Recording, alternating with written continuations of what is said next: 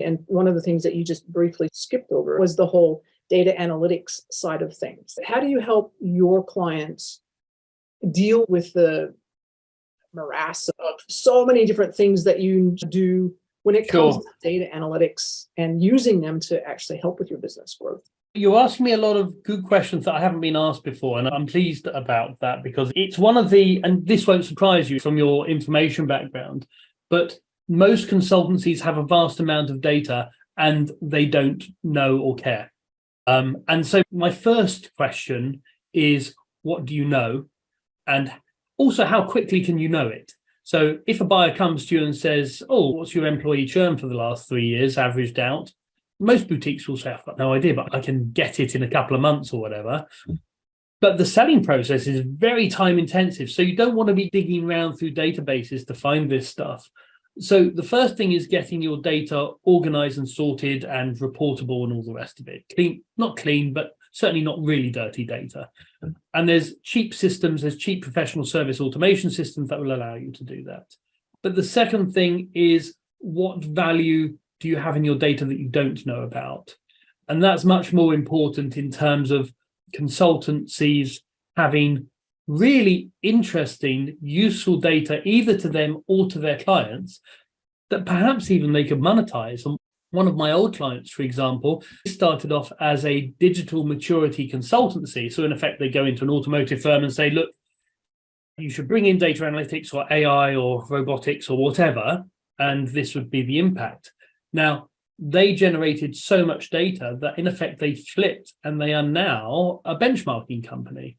So they are now a software company rather than a consultancy. And obviously their margins are much higher. They had to get investment to do that. But it really does show you the power, the value of data that some consultancies just don't know they have.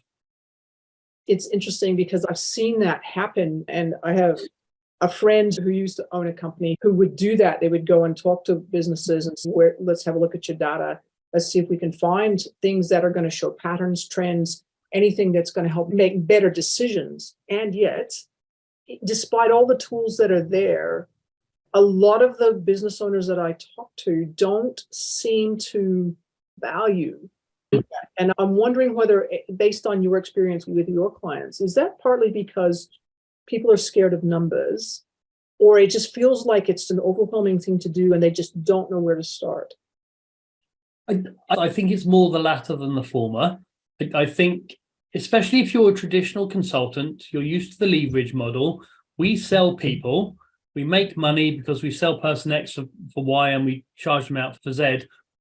That's really simple and it works. But that's the basis of some very successful consultancies. But my view is that it's all about client value.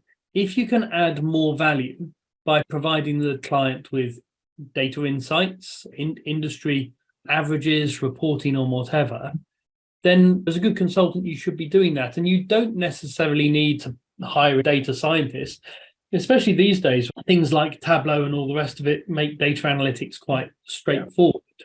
And again, it's on the priority list. You, as in effect, you're responsible for making decisions about investment. And this type of investment, it's not like building a software service, but it is still time and money. So I think there is that hesitancy about it. And it doesn't apply to all consultancies. Some consultancies only have data on a few of their employees and the money they bring in, but it is a pot. And if you're not thinking strategically about it, you're perhaps turning your back on significant margin gains.